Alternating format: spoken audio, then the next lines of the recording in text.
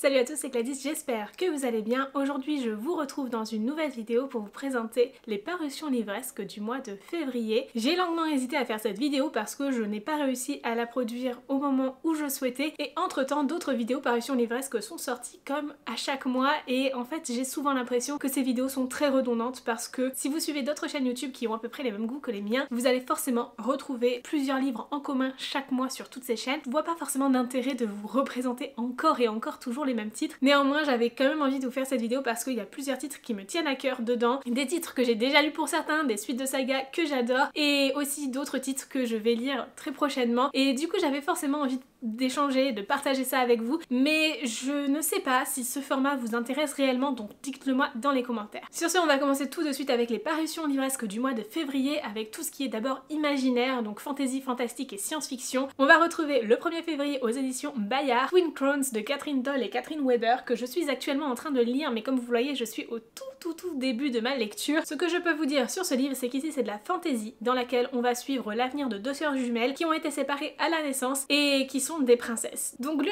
est Rose qui s'apprête à monter sur le trône, à enfin devenir reine, elle a toujours été élevée dans la royauté et tout ça. L'autre est Vren qui elle a été élevée par des sorcières, elle a été vraiment séparée de sa sœur à la naissance pour ça et va essayer de prendre la place de sa sœur pour enfin mettre fin à cette guerre qui persiste contre les sorcières. C'est une histoire qui va être pleine de machinations, de complots et aussi de romance. Une histoire qui pour le moment se lit vraiment très facilement. Je peux pas vous en dire plus parce que je suis vraiment au tout début de l'histoire, mais j'ai hâte de vous en reparler très bientôt sur Instagram et sur YouTube. Le 1er février également, vous allez retrouver chez Big Bang le premier tome de Absolu, donc Les Mobilisés de Margot de Seine, qui est un livre que je viens de terminer et franchement c'était génial, à la limite du coup de cœur vraiment. Ici c'est une histoire qui se passe sur les ruines de la Pologne qui a été entièrement ravagée et chaque année en fait la nation d'Érite qui a été construite du coup sur la Pologne va envoyer une centaine de personnes dans une ville qui n'ouvre ses portes qu'une fois par an, c'est-à-dire Varsovie, mais qui cette fois-ci est une zone close où rôde de la chose et le but des mobilisés, donc les personnes envoyées, est de vaincre la plus dangereuse créature jamais créée par l'homme ou mourir en essayant. Il y a donc eu 19 générations d'une centaine de personnes qui ont été envoyées depuis 19 ans du coup et jamais personne n'en est ressorti, sauf que là on va suivre de jeunes personnes qui vont y être amenées et qui se sentent pas forcément pour certains capables d'avoir toutes les clés en main pour réussir à vaincre la chose. C'est donc une histoire de dystopie young adulte qui est captivante, vraiment très bien menée du bout à bout. Je trouve qu'il y a juste un tout petit peu de personnages selon moi, j'ai confondu certains personnages pendant une bonne partie de l'histoire, mais à part ça franchement c'est juste génial, un petit bonbon à lire qui nous questionne beaucoup et qui nous donne vraiment envie de lire la suite. Le 1er février également, vous allez pouvoir retrouver le premier tome de la saga d'Oren, donc Guild de Raven Kennedy, publié chez Hugo dans leur nouvelle collection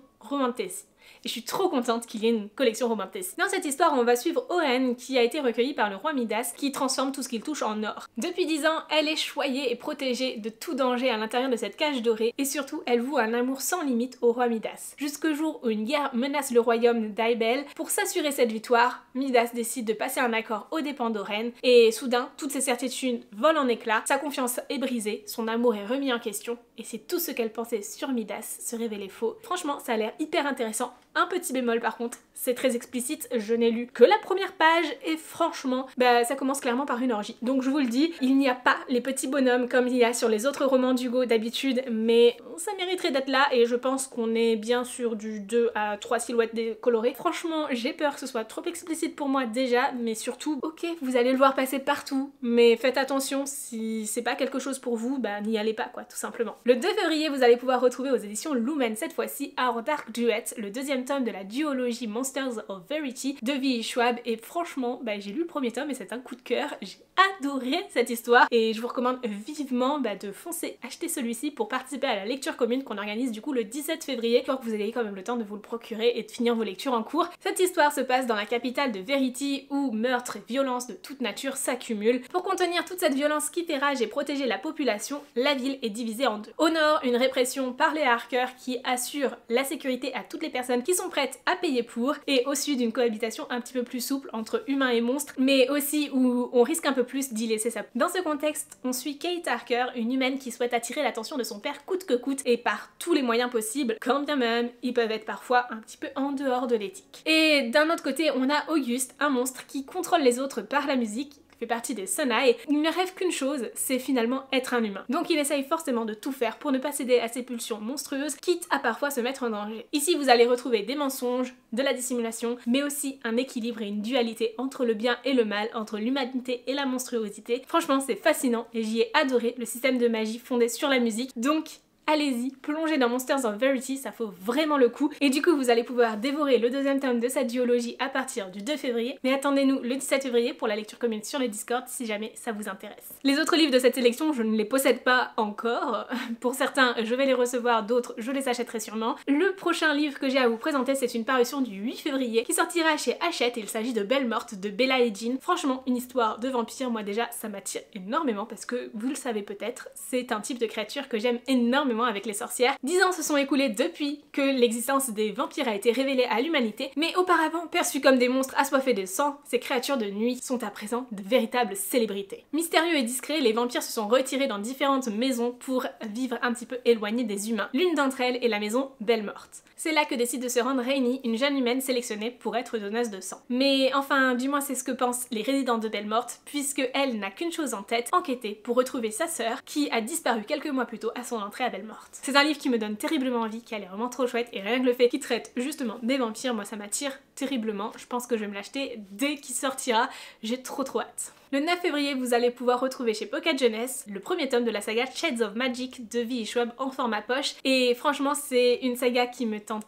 terriblement de cette autrice. Du coup je suis bien contente qu'elle soit publiée en format poche parce que ça permet d'y accéder à moindre frais, même si pour ma part je les recevrai en service de presse, donc je remercie grandement Pocket Jeunesse si jamais il passe par ici. Il s'agit donc ici d'une trilogie fantastique qui nous amène dans les tréfonds de Londres, un Londres magique. Ici on a 4 mondes parallèles dans lesquels Londres est à chaque fois le cœur et l'âme de chaque monde, mais ces mondes sont de couleurs différentes. On a le monde classique comme le nôtre qui est gris, un monde magique qui est rouge et qui respire le merveilleux à chaque bouffée d'air, un autre monde qui lui est blanc et là où les sortilèges se font rares, tout simplement parce qu'ils sont interdits, et un dernier monde qui est noir, noir comme la mort qui l'a envahi lorsque la magie l'a entièrement dévoré. Ça a l'air trop chouette déjà rien que ce concept. Et ici on va suivre Cale qui est le dernier magicien de sang, donc qui a cette faculté de voyager à travers les mondes, et donc il va sûrement voyager à travers ces 4 mondes et s'adapter à chaque fois en fonction du lieu dans lequel il se trouve. J'ai trop hâte de découvrir cette histoire, j'ai le sentiment que ce résumé nous donne vraiment mais rien du tout par rapport à l'ampleur qu'il va pouvoir y avoir, et puis c'est V.E. Schwab quoi.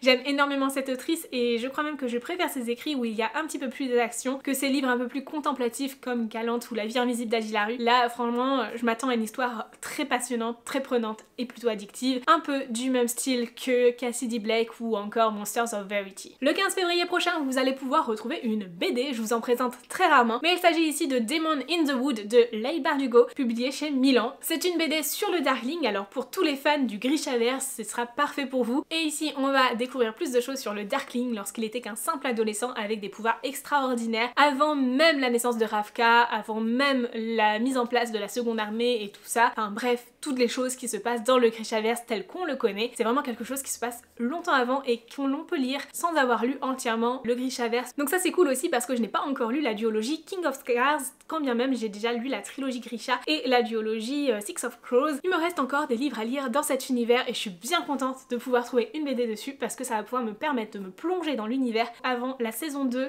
sur Netflix. J'ai trop hâte de suivre la deuxième saison de cette série qui pour moi est même encore meilleure que les livres, c'est pour dire. Pour le 20 février, j'ai sélectionné une parution aux éditions Bookmark. Il s'agit du tome 2 des Proies pour l'ombre, donc de Dana B. Chalice.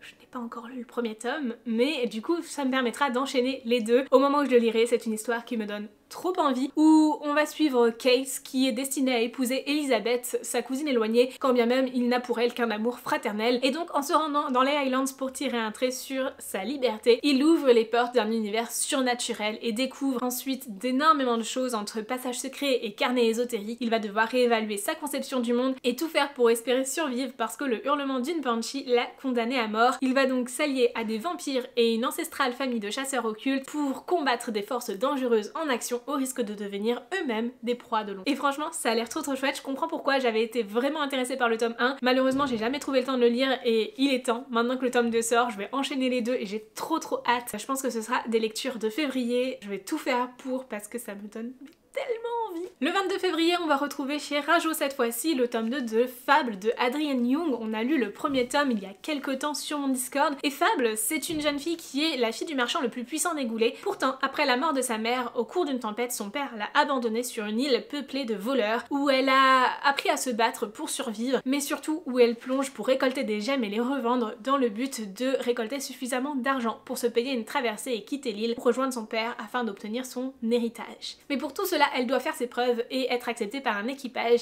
qui se pourrait bien ne pas être ce qu'il laisse paraître. Une histoire qui est vraiment super chouette, qui mêle à la fois la piraterie et la gémologie, et franchement j'ai trouvé ça vraiment très prenant. Ça me manquait un peu d'approfondissement par moment, il y avait des choses qui étaient peut-être un peu faciles et d'autres choses encore un petit peu floues, mais justement ce deuxième tome de la duologie va pouvoir conclure tout ça et nous apporter les dernières informations que l'on manque. Le 23 février prochain, vous allez pouvoir retrouver chez Deux Saxus cette fois-ci Kingdom of the Wicked, le royaume des damnés de Kerry Maniscalco, qui est un livre que je possède déjà en anglais depuis un bon moment. J'ai même 2 tomes de cette histoire. Je crois qu'il y a 4 tomes de prévus, il y en a 3 pour l'instant qui sont parus en anglais. Bref, une histoire qui me tente toujours autant que lorsque je l'ai acheté la première fois, mais encore une fois, comme pour tous les livres VO que j'ai dans ma pile à lire, et ben j'ai tendance à retarder le moment où je les lis et à y aller un petit peu à reculons parce que je sais que c'est beaucoup plus difficile à lire qu'en français, et j'ai tendance parfois aussi à avoir le sentiment de ne pas toujours tout saisir et tout comprendre, donc peut-être bien que je vais craquer pour la version VF et revendre ma VO à ce moment-là, histoire de me faire la collection dans une langue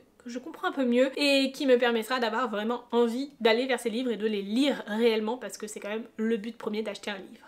Ici, on va suivre Emilia et sa sœur Vittoria qui sont complètement inséparables jusqu'au jour où Emilia se rend compte que sa sœur a disparu. Elle est complètement dévastée et va tout faire pour réussir à retrouver sa sœur qui malheureusement est morte. Donc là, elle va tout faire pour retrouver le meurtrier de sa sœur et se venger à tout prix, sauf que pour cela, ça implique l'usage d'une terrifiante magie noire, et elle va rencontrer alors Wars, le prince des enfers, qui va prétendre être de son côté et l'aider à résoudre cette terrible série de meurtres dont sa sœur a été la dernière victime. Bref, une histoire qui a l'air vraiment super chouette, mais juste que je repousse de lire parce que je l'ai en anglais, donc là ça va être l'occasion de pouvoir le lire en français. Il est temps de passer maintenant aux parutions de livres dans un genre contemporain, et vous allez pouvoir retrouver chez Pocket Jeunesse dès le 1er février Inheritance Games 3 de Jennifer Lynn Barnes. Je suis à la moitié du tome 2 pour le moment, mais je sens que je vais bientôt le finir et je vais pouvoir enchaîner avec le tome 3. On va suivre Avery Grams, une lycéenne qui se retrouve du jour au lendemain héritière d'un inconnu milliardaire et doit donc cohabiter avec toute sa famille pour en même temps mener l'enquête et découvrir les raisons qui ont poussé Tobias Hawthorne à l'inclure dans son testament, et franchement c'est super chouette. J'ai adoré le premier tome, j'avais pas beaucoup d'attentes pour ce livre parce que je craignais qu'il ne soit pas trop dans mon genre littéraire puisqu'on est plus dans un côté thriller, enquête et tout ça, et en fin de compte j'ai vraiment adoré le premier tome, j'ai été embarquée dans l'histoire, il y a même un triangle amoureux qui m'a convaincue, c'est pour dire, alors que je n'aime pas trop ce type de scénario dans les histoires de romance. Et bon, la romance c'est pas non plus l'essentiel de cette histoire,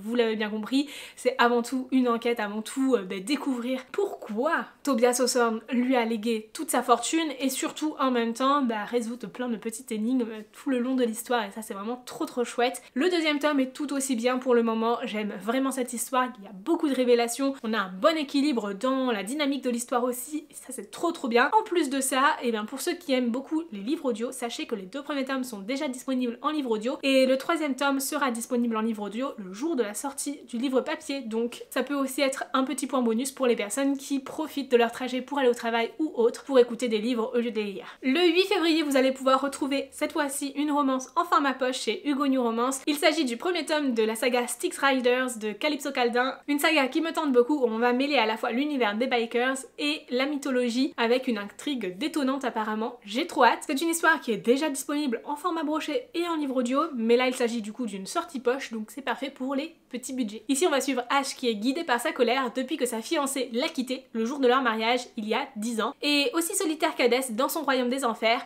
il partage sa vie entre son salon de tatouage et les Styx Riders, du coup son club de bikers, qui est pour lui toute sa famille. Mais tout change le jour où Eden apparaît dans son existence. Elle-même fille de biker et pétillante fleuriste, elle dégage une joie de vivre qui perce aussitôt les défenses d'Ash. Elle ramène alors enfin la lumière dans son monde obscur, et je pense que ça peut être une une romance très intéressante, j'ai hâte de voir ça, de la découvrir et j'espère que j'aimerai cette histoire. Le 15 février, toujours chez Hugo New Roman, mais cette fois-ci en brochet, vous allez pouvoir retrouver Only Lies, donc le premier tome de Jane Pierce. Il s'agit ici de l'histoire de Maxime, une étudiante en histoire de l'art qui a dû quitter son ancienne université pour tout recommencer à Los Angeles. À chaque instant, elle lutte pour se reconstruire, mais elle y arrive petit à petit grâce à ses amis et ses cours, mais surtout grâce aux narcotiques anonymes. Et c'est là-bas qu'elle y rencontre Garrett, qui est promu à un avenir très brillant au sein de son groupe de rock, mais pour ça, il va devoir laisser tomber ses addictions pour pouvoir poursuivre sa carrière. Au fur et à mesure des séances, Maxime et Garrett vont pouvoir trouver du réconfort et s'épauler pour surmonter leurs difficultés. Cependant, cette relation pourrait bien être plutôt dangereuse puisqu'on ne remplace pas une addiction par une autre. Bref, une histoire qui m'a l'air très intéressante. Vous le savez peut-être, j'aime beaucoup toutes ces histoires qui vont traiter des addictions. C'est un sujet qui me touche particulièrement et du coup, j'ai hâte de voir comment ce sera traité